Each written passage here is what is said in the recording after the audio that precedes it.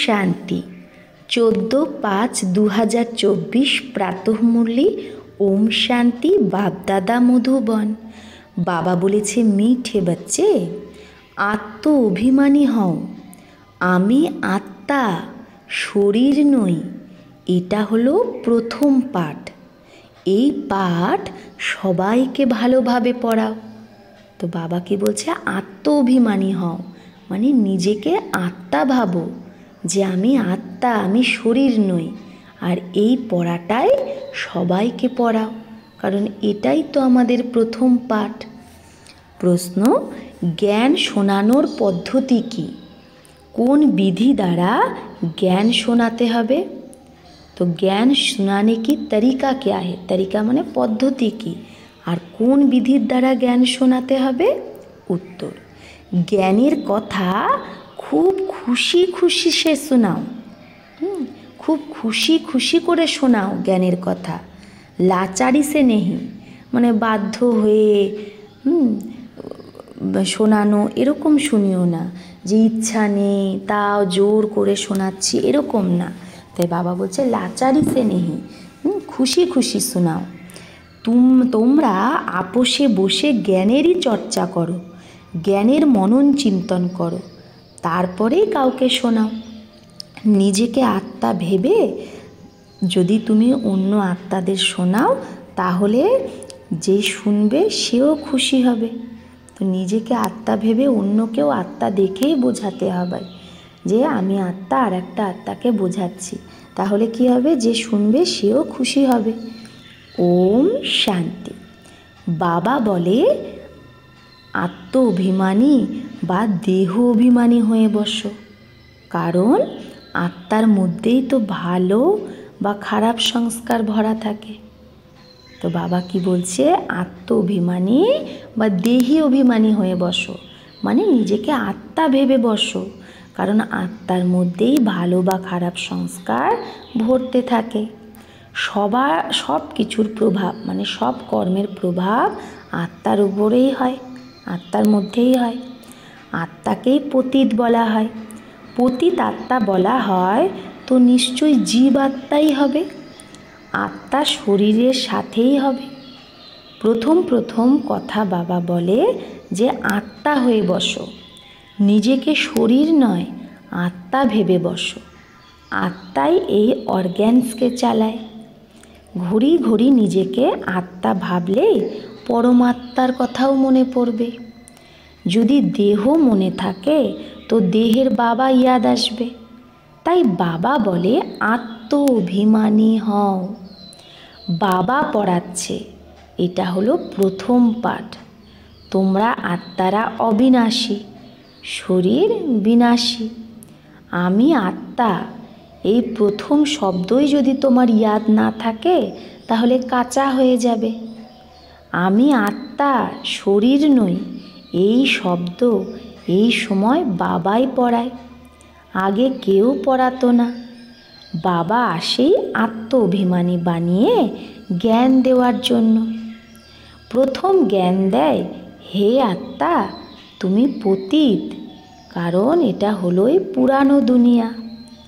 প্রদর্শনীতেও তোমরা বাচ্চারা অনেককে বোঝাও, প্রশ্ন উত্তর করো। তো প্রশ্ন উত্তর হয় না, কেউ প্রশ্ন করে তো তোমরা উত্তর দাও। তো जब दिन के समय रेस्ट मिलती है, তাই বা হচ্ছে প্রদর্শনীতে প্রশ্ন উত্তর করো। তো যখন দিনের সময় তোমরা রেস্ট পাও, সেই সময় আপোষে তোমাদের একসাথে হওয়া উচিত, সমাচার জিজ্ঞেস করা উচিত যে কে কে কী প্রশ্ন করলো, আমরা কি বোঝালাম তার উত্তরে, তারপরে তাদেরকে আবার বোঝাতে হবে। फिर उस पर ऐसे नहीं ऐसे समझाना चाहिए। তো নিজেদের মধ্যে আলোচনা করে নিলে বোঝা যায় যে এই প্রশ্নের উত্তরটা এইভাবে বোঝাতে হবে। বোঝানোর যুক্তি সবার তো এক হয় না। মূল কথাই হলো নিজেকে আত্মা ভাবো না দেহ। দুটো বাবাও সবার অবশ্যই আছে।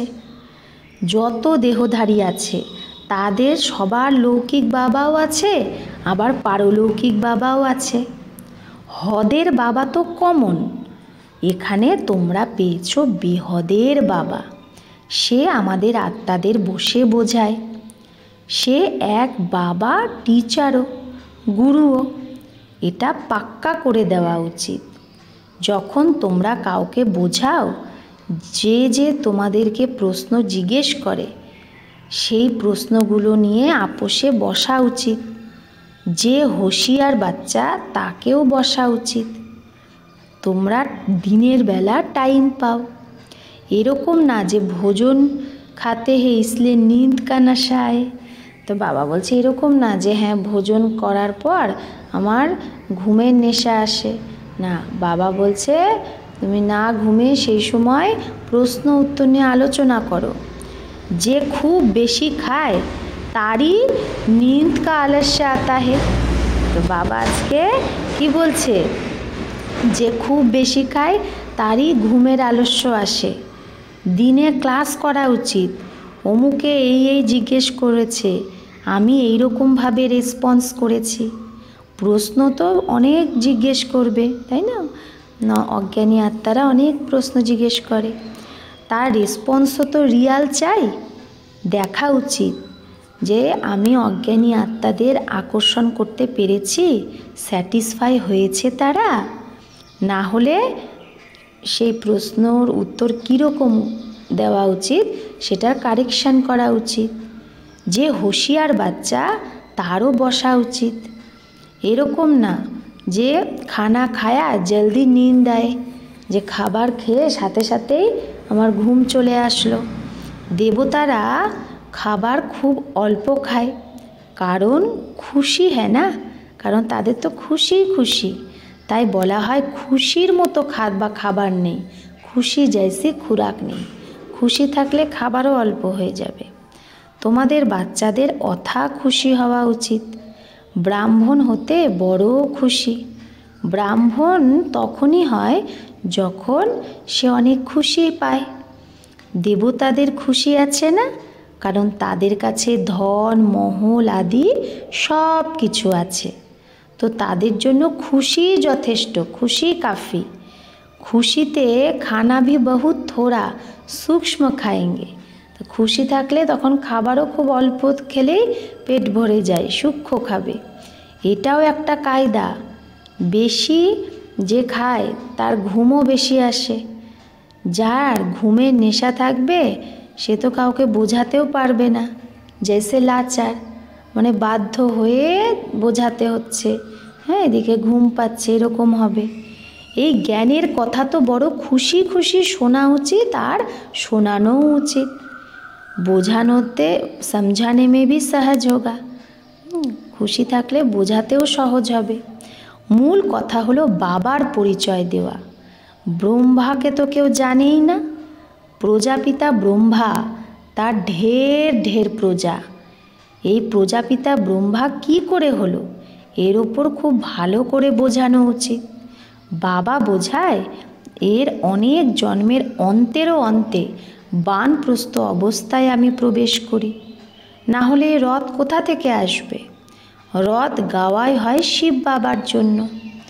রথে কিভাবে আসে?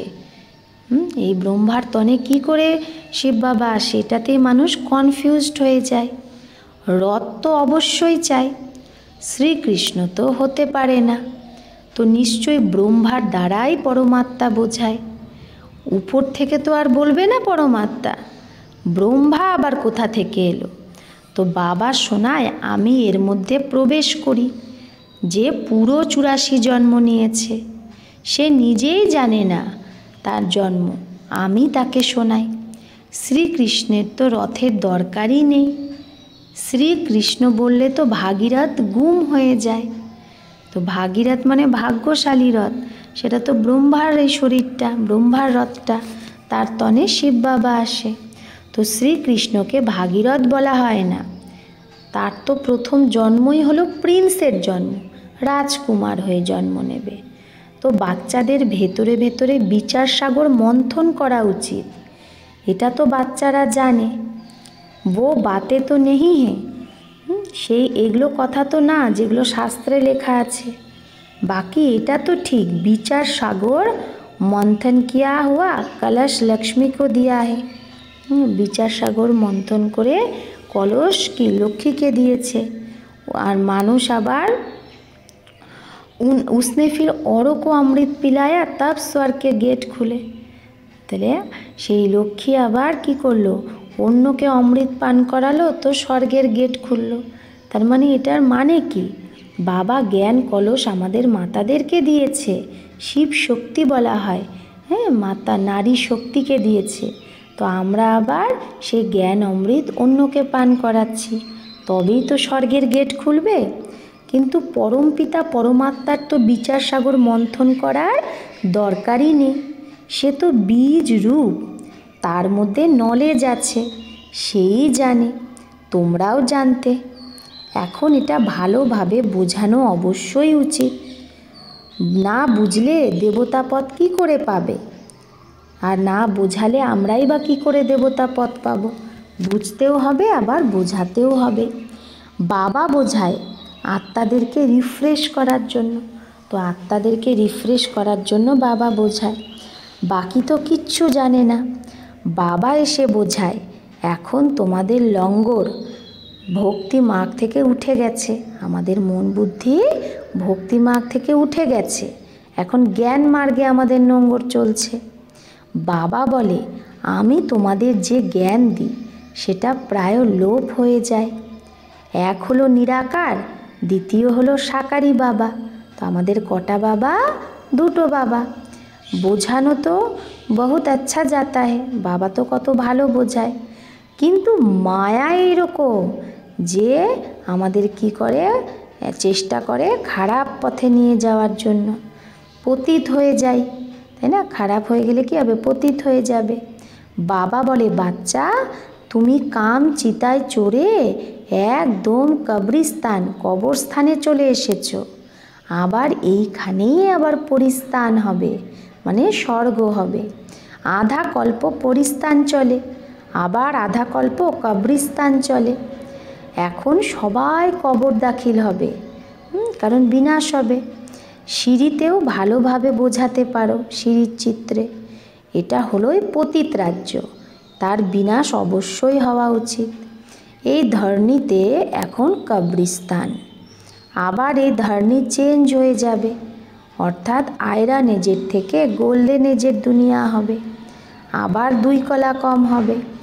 তত্ত্ব খুবই কলা কম হতে যাতি है, তাহলে এই 5 তত্ত্বেরও কলা কম হয়ে যায়, তখন উপদ্রব মাচায়, মানে 5 তত্ত্ব তখন কি করে, আমাদের দুঃখ দেয়। তোমরা সবাইকে ভালোভাবে বোঝাও, যদি না বোঝে তার মানে করির মতো কোনো ভ্যালু নেই। এই ভ্যালু তো বাবা বসে বলে, গাওয়াও হয় হিরে জয়সা জনম।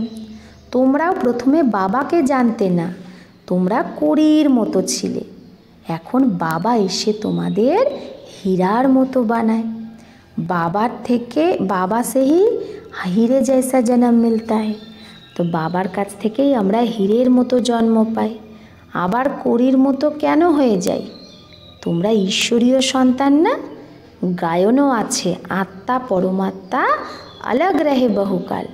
আত্মা পরমাত্মা অনেক দিন আলাদা ছিল। কতদিন আমরা আত্মারা পরমাত্মার থেকে আলাদা ছিলাম? 5000 বছর।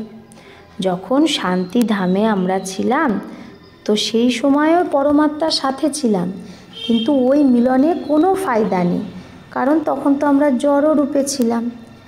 সেটা তো শুধু পবিত্রতা বা শান্তির স্থান, শান্তিধাম। এখানে তো তোমরা জীব আত্মারা, মানে আমাদের এখানে শরীর আছে, আর পরমাত্মা বাবা তার নিজের শরীর নেই, সে শরীর ধারণ করে তোমাদের বাচ্চাদের পড়ায়। তোমরা বাবাকে জানো আর বলো বাবা, বাবাও বলে ও বেটে, ও বাচ্চা। লৌকিক বাবাও বলে না, হে বাল বাচ্চে আও তো তুমকো टोली खिलाओ, বাচ্চা কাচ্চারা চলে এসো তোমাকে टोली খাওয়াবো। তো ঝট করে সবাই ভাগেঙ্গে বাবার কাছে চলে আসে। এই বাবাও বলে বাচ্চে এসো, বাচ্চা তোমরা এসো, তোমাদের বৈকুণ্ঠের মালিক বানাবো। তো নিশ্চয় সবাই বাবার কাছে দৌড়ে আসবে। ডাকেও আমাদের পতিতকে পাবন বানিয়ে পাবন দুনিয়া বিশ্বের মালিক বানাতে এসো। এখন নিশ্চয় হ্যাঁ তো মাননা চাহিয়ে, যদি নিশ্চয় থাকে তাহলে তো বাবার কথা মানা উচিত। বুলায়া ভি বচ্চো নে হ্যাঁ, আমরাই তো ডেকেছি বাবাকে, তাহলে আমাদের বাবার কথা মানা উচিত। আমরা আসি তো বাবা বলছে হাম আতে ভি বচ্চো কে লিয়ে হ্যাঁ, বাবা কেন পরমধাম থেকে আসে? আমাদের বাচ্চাদের জন্যই তো আসে। বাচ্চো হি कहते हैं, তো বাচ্চাদের এসেই বাবা বলে বাচ্চা তুমি তো আমাকে ডেকেছো, এখন আমি এসেছি। পতিত পাবনও বাবাকেই বলে না। গঙ্গা আদিকে পানি সে তুম পাবন বন नहीं सकते, তো গঙ্গার জলে স্নান করলে আমরা পাবন হতে পারবো না। কেন? কারণ পাপ তো করেছে আত্মা, তাই না? আর আমরা শরীরকে স্নান করাচ্ছি, তাহলে হবে? তাহলে আত্মাকেই পাপের প্রায়শ্চিত্ত করতে হবে, আত্মাকে এখন জ্ঞান স্নান করতে হবে। তো সেই জ্ঞান স্নান কী করে করব? যত পরমাত্মাকে স্মরণ করব, তত আমার পাপ চলে যাবে। তো আধা কল্প তুমি এরকম ভুল করেই এসেছো, হ্যাঁ, গঙ্গার জলে স্নান করে এসেছো, ভগবানকে খুঁজছো, কিন্তু কেউ সেটা বুঝছেই না কি করে তাকে পাওয়া যাবে। বাবা বলে হে বাচ্চো, তো বাচ্চাদেরও সেই নেশায় বলা উচিত হে বাবা, কিন্তু এত উল্লাসে নিকালতা নেই, এত উৎসাহে উমং উৎসাহে বাচ্চাদের মুখ থেকে এই আওয়াজ বেরোয়ই না। একে দেহ অভিমান বলা হয়, নাকি দেহি অভিমানী। তোমরা এখন বাবার সম্মুখে বসে আছো, বেহদের বাবাকে ইয়াদ করলেই বেহদের বাদশাহীও অবশ্যই ইয়াদ থাকবে। এই রকম বাবাকে কত ভালোবেসে রেসপন্স করা উচিত। বাবা তোমাদের ডাকেই এসেছে, তা আমরা ডেকেছি বলেই বাবা এসেছে। ড্রামা অনুসারে 1 মিনিটও আগে পিছে হতে পারে না। সবাই বলে ও ফাদার রেহেম করো, কৃপা করো, লিবারেট করো, আমরা সব রাবণের জেলে ফেসে আছি, তুমি আমার গাইড হও। তো বাবা গাইডও হয়, সবাই তাকে ডাকে ও লিবারেটার, ও গাইড, এসে আমার গাইড হও, আমাকেও সাথে নিয়ে চলো। এখন তোমরা সঙ্গমে দাঁড়িয়ে আছো, বাবা সত্যযুগের স্থাপনা করছে। এখন হলো কলিযুগ, কোটি কোটি মানুষ এখন। সত্যযুগে তো শুধু দেবী দেবতারাই ছিল, তো নিশ্চয় তার আগে বিনাশ হয়েছিল, কোটি কোটি মানুষ পরমধামে চলে গেছিল, তবেই তো আবার সত্যযুগে অল্প মানুষ হবে। वो भी সামনে খাড়া হে, তাহলে বিনাশ সামনে এখন দাঁড়িয়ে আছে, যার জন্যই গায়ন আছে সায়েন্স ঘমন্ডি। সায়েন্স মানে বিজ্ঞান অহংকারী, কত বুদ্ধি সে আকল নিকালতে रहते हैं, কত বুদ্ধি বের করে, কত সায়েন্সের জিনিস বানায়, ইনভেনশন। তো তারা তো যারা বোম টোম মিসাইল এগুলো তৈরি করছে তারা কি যাদব সম্প্রদায়। আবার হিস্ট্রি রিপিট হবে, এখন তো সত্যযুগের হিস্ট্রি রিপিট হবে। তোমরা বোঝো আমরা নতুন দুনিয়ায় উঁচু পদ পাওয়ার জন্য পুরুষার্থ করছি, পবিত্র অবশ্যই হতে হবে। তোমরা বোঝাও এই পতিত দুনিয়ার বিনাশ তো অবশ্যই হবে। বাচ্চা আদি তো তোমারে জিতে নেই रहेंगे, তোমার বাচ্চা কাচ্চা কেউ বেঁচে থাকবে না, না कोई वारिस बनेंगे, না কেউ তোমার ওয়ারিস হবে, না শাদি আদি करेंगे, না তোমার বাচ্চা কাচ্চার বিয়ে হবে, কারণ সময়ই নেই। বহুত গই বাকি থোড়ি রহি। এই কল্পের পুরোটাই চলে গেছে, কলিযুগে পুরো সময়ই চলে গেছে, আর অল্প কিছুদিন বাকি আছে। অল্প সময় আছে তারও হিসাব আছে, আগে এরকম বলতে না, এখন টাইম খুব অল্প আছে। যারা প্রথমে জ্ঞান পেয়ে শরীর ছেড়েছে, নাম্বারবার পুরুষার্থ অনুসারে তারা আবার জন্ম নিয়েছে। কেউ এখানেও এসেছে হয়তো, মানে বাবার জ্ঞানে, আবার এই ব্রাহ্মণ পরিবারেই আছে। দেখা যায় जैसे कि यहाँ का बिछुड़ा हुआ है, তো কোনো বাচ্চা হয়তো প্রথমে জ্ঞান পেয়ে খুব তীখা চলে যাচ্ছে, তো বোঝা যায় সে আগে ব্রাহ্মণই ছিল, বাবার জ্ঞান পেয়েই ছিল, হ্যাঁ, সে শরীর ছেড়েছে তো আবার এখানে চলে এসেছে। উনকো জ্ঞানকে বিগর মজা নেই আয়েগা, তো তার তো জ্ঞান ছাড়া মজা আসবে না, যেহেতু তার সংস্কারে এই জ্ঞানটা ভরা। মা বাবাকেও বলবে, আমি তো সে ছোট বাচ্চা হয়েও তার মা বাবাকে বলবে আমি তো ওখানে যাব, হ্যাঁ আমি তো সেন্টারে যাব। এটা তো সহজ বোঝার ব্যাপার। বিনাশ অবশ্যই হবে। লড়াইয়ের প্রস্তুতিও তোমরা দেখছো, আধা খরচা তো এদের এই লড়াইয়ের সামানেই লেগে যায়। লড়াইয়ের জন্য বোম মিসাইল এগুলো তৈরিতেই তাদের খরচা লেগে যায়। এরোপ্লেন আদি কীভাবে বানায়, বলে ঘরে বসেই সারা বিশ্বকে খালাস করে দেবে। এই রকম জিনিস বানাতে থাকে, কারণ কিছুদিন পর হসপিটাল আদি এগুলো কিছুই থাকবে না বিনাশের সময়। ড্রামাতে এটাও যেরকম বাবার ইশারা তোমরা পাচ্ছ, সেটাও ড্রামায় সেট আছে। তো মানুষ ভাবে এরকম যেন না হয়, যাতে অসুস্থ হয়ে যায়। তো বাবা বলছে মরনা তো সবকো জরুর হ্যায়, সবাইকে মরতেই হবে। রাম গয়ো রাবণ গয়ো, রাম গেছে রাবণ গেছে। যে যোগে থেকে আয়ু বাড়াবে তার নিশ্চয়ই আয়ু বাড়বে। নিজে খুশি খুশি শরীর ছাড়বে, মানে স্বেচ্ছায় শরীর ছাড়বে।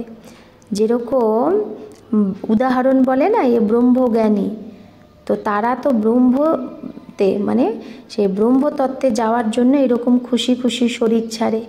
কিন্তু ব্রহ্মতে তো কেউ যায় না, না তাদের পাপ কাটে। পুনর্জন্ম তাও তো এখানেই নেয়। পাপ কাটার যুক্তি বাবা বলে মাম একাম ইয়াদ করো। তো পাপ কাটার আর কোনো যুক্তি নেই, একটাই যুক্তি, মাম একাম ইয়াদ করো। এক বাবাকে ইয়াদ করো, আর কাউকে ইয়াদ করো না। লক্ষ্মী নারায়ণকেও ইয়াদ করো না, কারণ ওরাও তো দেহধারী। তোমরা জানো এই পুরুষার্থের দ্বারা আমরা এই পথ পাচ্ছি, স্বর্গে স্থাপনা হচ্ছে। আমরা পড়ছি এই পথ পাওয়ার জন্য, নাম্বারবার পুরুষার্থ অনুসারে। তো লক্ষ্মীনারায়ণের যে ডিনাইস্টি চলে, যে রাজত্ব চলে, সেটা বাবাই সঙ্গমে এখন স্থাপন করছে।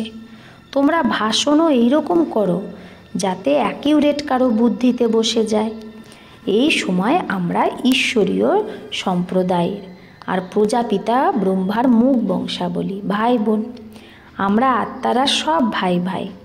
ব্রহ্মা কুমার কুমারীদের বিয়ে হয় না, এটাও বাবা বোঝায়। কীভাবে গির পড়তে হে, কীভাবে জ্ঞানে চলতে চলতেও নিচে নেমে যায়। কাম অগ্নি জ্বালায়, কিন্তু ভয় থাকে একবার যদি আমি পড়ে যাই কাম বিকারে, তাহলে যা কামাই করেছি সব চাট হয়ে যায়। কাম সে হারা তো পথ ভ্রষ্ট হয়ে যায়গা। হ্যাঁ, কাম বিকারে যদি হেরে যায় তাহলে পথ ভ্রষ্ট হয়ে যাবে।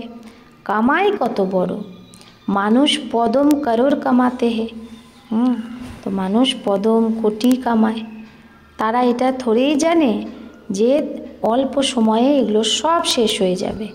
এই যে কোটি কোটি পদম টাকা জমাচ্ছে, বাবা কামাচ্ছে, বাবা বলছে তারা এটা জানেই না যে আর কিছু দিনের মধ্যে এগুলো সব শেষ হয়ে যাবে। বম্বস বানানে वाले জানতে হে, যারা বোম বানাচ্ছে তারা জানে এই দুনিয়া খতম হবে। আমাদের কেউ প্রেরণা দিচ্ছে, আমরা তাই বানাচ্ছি। अच्छा, मीठे मीठे सिकिलधे बच्चों प्रति मात पिता बाप दादा का याद प्यार और गुड मॉर्निंग। रूहानी बाप की रूहानी बच्चों को नमस्ते। हम रूहानी बच्चों को रूहानी मात पिता बाप दादा को याद प्यार गुड मॉर्निंग और नमस्ते नमस्ते नमस्ते। शुक्रिया बाबा, आपको लाख लाख शुक्रिया। धारणार जन्य मुख्य सार एक, ज्ञान के अंदर घोटना है। तो ज्ञान के कि करते हैं, भीतरे घुलते हबे, अर्थात विचार सागर मंथन करते हबे। ज्ञानेर रूहरिहान आपोषे करे तारपरे अन्यके बोझाते हबे। सुस्ति बा आलस्य, सुस्ति माने कि आलस्य, एटाके छेड़े दिते हबे। दुई, देही अभिमानी हये बड़ो उल्लासे माने उमंग उत्साहे बाबाके याद करते हबे। सदा এই নেশাতেই থাকতে হবে যে আমি বাবার কাছে এসেছি কড়ি থেকে হীরা হতে। আমরা হলাম ঈশ্বরীয় সন্তান। বরদান, জ্ঞান সূর্য জ্ঞান চন্দ্রমার সাথে সাথী হয়ে রাতকেও দিন যে বানায়, সেই রুহানি জ্ঞান সিতারা ভব।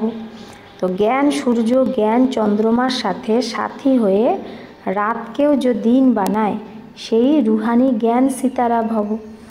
যেরকম ওই তারা রাতে প্রকট হয়, সেরকম তোমরা রুহানি জ্ঞান সিতারা, চমকতে হয়ে সিতারে ভি। তাই বাবা বলছে যেরকম দুনিয়ায় যে আকাশে যে তারা রাতে প্রকট হয়, সেরকম আমরা রুহানি জ্ঞান সিতারা মানে রুহানি জ্ঞান তারা, চমকতে হয়ে সিতারে ভি, আমরা সেই চমকাচ্ছি সেই তারাও ব্রহ্মার রাতেই প্রকট হই, মানে কলিযুগের অজ্ঞান অন্ধকারেই আমরা জ্ঞান সিতারারা প্রকট হই। সেই তারাগুলো যেটা আমরা আকাশে তারা দেখি, তারা তো রাতকে দিন বানায় না, কিন্তু আমরা জ্ঞান সূর্য জ্ঞান চন্দ্রমার সাথে, জ্ঞান সূর্যকে শিব বাবা আর জ্ঞান চন্দ্রমা হলো ব্রহ্মা বাবা, তো আমরা জ্ঞান সূর্য জ্ঞান চন্দ্রমার সাথে সাথী হয়ে রাতকেও দিন বানাই। ওই আকাশের তারা তো এমনি জ্বলে, আর আমরা হলাম ধরতির তারা, ওটা হলো আকাশের তারা আর আমরা হলাম ধরতির সিতারা। আর ওই আকাশের তারা হলো প্রকৃতির সত্তা আর আমরা হলাম পরমাত্ম সিতারা। যেরকম প্রকৃতির তারামণ্ডলে অনেক প্রকারের তারা চমকায় দেখায়, সেরকম তোমরা পরমাত্ম তারামণ্ডলে চমকানো রুহানি সিতারা, আমরা পরমাত্মার তারামণ্ডলে সেই উজ্জ্বল সিতারা। স্লোগান, সেবার চান্স পাওয়া অর্থাৎ দুয়াও সে ঝোলি ভরনা।